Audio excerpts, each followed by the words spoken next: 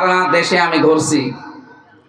আগে 100 জনের মাত্র 15 জন মানুষ চাইতো এই দেশে কোরআনের বিধান কায়েম হোক। এখন 100 জনের 58 জন মানুষ চাচ্ছে কোরআন কায়েম হোক। আর কিছুদিন যেতে দেন, অনেক জালেম অনেক মুনাফিক কিন্তু বুঝে ফেলেছে এই ভাব তো ভালো না।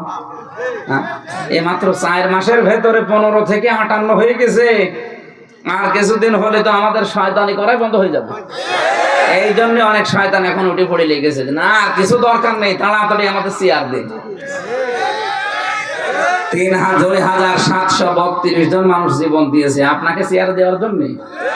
তারা বৈষম্য দূর করার জন্য এই দেশে জীবন দিয়েছে, কথা বলেন। সুতরাং বৈষম্য দূর করে সংস্কার এখন চলছে অলরেডি।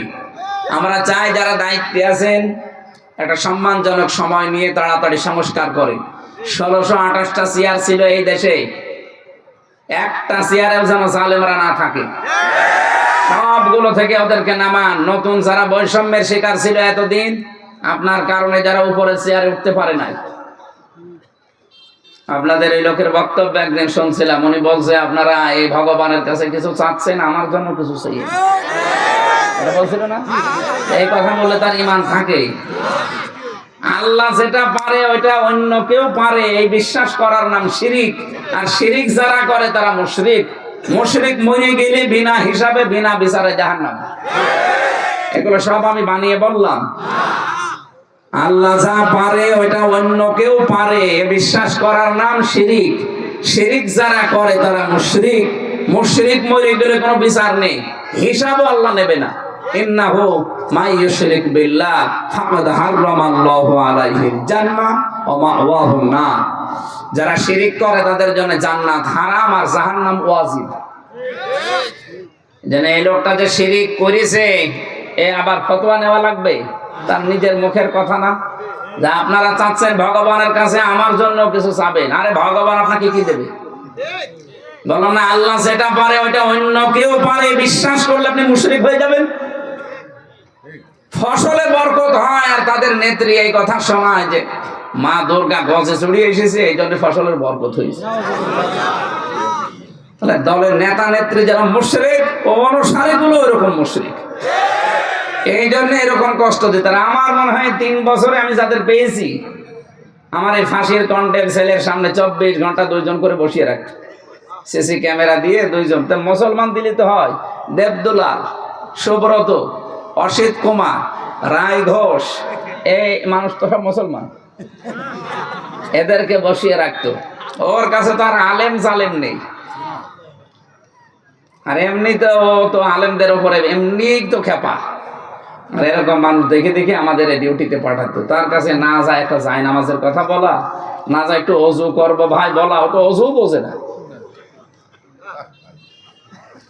এই কঠিন অবস্থা থেকে আমি বলছিলাম না, হেদায়েতের সর্বোচ্চ পর্যায়ে চূড়া হচ্ছে কোরআনে কারিম কায়েম হওয়া। যেহেতু সামনে এরকম একটা ব্যবস্থা আমরা দেখতে পাচ্ছি, আর আল্লাহ দেখাবে ইনশাআল্লাহ। আমি এই জন্য বলছি সূরা কাসাস 5 নাম্বার আয়াত, আয়াতটা একেবারে মনোযোগ সহকারে বাড়ি যেয়ে পড়বেন। আমি আশা করছি এ দেশের 100 জনের 100 জন যদি পড়ে 100 জনই ঘুরে আসবে। وَنُرِيدُ أَن نَّمُنَّ عَلَى الَّذِينَ اسْتُضْعِفُوا فِي الْأَرْضِ وَنَجْعَلَهُمْ أَئِمَّةً وَنَجْعَلَهُمُ الْوَارِثِينَ। আল্লাহ পাক বলেন, আমি একটা ইচ্ছা করলাম। ফেরাউনের ওই জামানায় একটা দলকে ফেরাউন একেবারে কোন ঠাসা করে রেখেছিল। ও তো এমনিতেই মানুষকে দলে বিদলে বিভক্ত করে করে ছোট ছোট দলে দলে ভাগ করে রেখেছিল। ওটা হাজার হাজার বছর আগে। আর বাংলাদেশেও আমরা দেখলাম এই লেডি ফেরাউনেরও কাজ একই, আমাদেরকে সব দলে দলে বিভক্ত করে রাখে।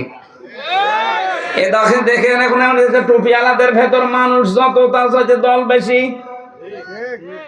এটা ফেরাউনের প্রথম কাজ। ও মানুষদেরকে ছোট ছোট করে ভাগ ভাগ করে রাখে, মানুষ যেন এক জায়গায় হতে না পারে। এদেশে এমনও দল আছে শুধু সভাপতি আর সেক্রেটারি, আর কেউ নেই। হ্যাঁ আছে। আপনি সারা দেশ খুঁজে দেখবেন জেলা শহর পর্যন্ত যে দেখবেন শুধু সভাপতি আর সেক্রেটারি, তাও বাবা সভাপতি, ছেলে সেক্রেটারি। আমি কি বেশি বললাম? এই হচ্ছে ওদের দল, এটা ফেরাউনের কৌশল। ও মানুষকে দলে দলে দলে দলে ভাগ ভাগ করে রাখে, মানুষ জানে এক জায়গায় হলে তো একটা শক্তি হয়ে যাবে।